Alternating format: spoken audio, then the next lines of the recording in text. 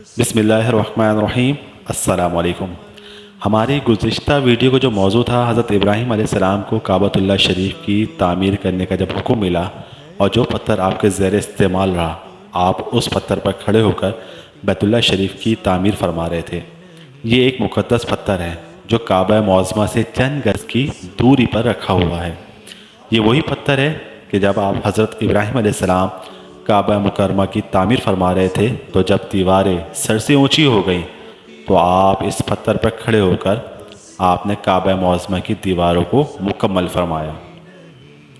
یہ آپ کا معجزہ تھا کہ یہ پتھر موم کی طرح نرم ہو گیا اور آپ کے دونوں مقدس قدموں کا اس پتھر پر بہت گہرا نشان پڑ گیا۔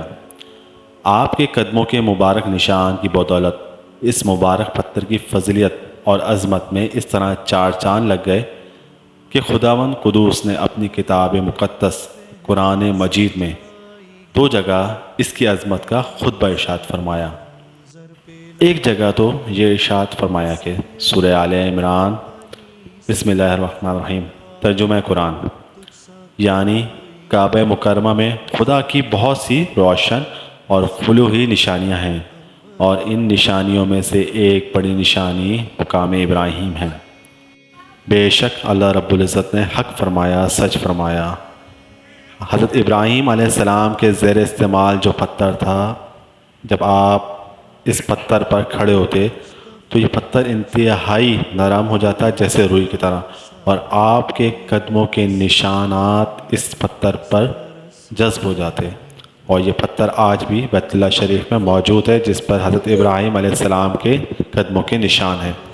مقام ابراہیم کی عظمت، جس پتھر پر کھڑے ہو کر حضرت ابراہیم علیہ السلام نے تعمیر کعبہ فرمائی، اسے اللہ رب العزت نے یہ عظمت عطا فرمائی کہ اسے نماز کی جگہ بنانے کا حکم ارشاد فرما دیا۔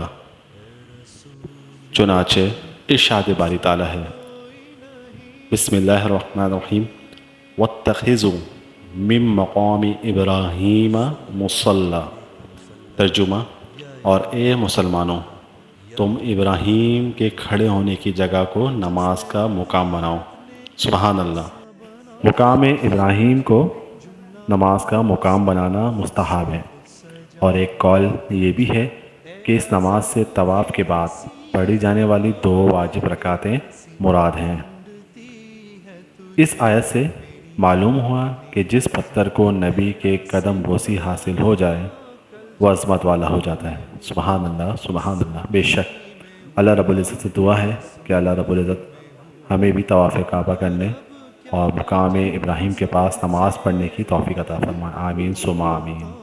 ہمارے اس چینل کو لائک کریں، شیئر کریں، سبسکرائب کریں، بیل کے بٹن کو ضرور پریس کریں تاکہ آنے والی ویڈیو آپ کو مل سکے۔ اللہ حافظ۔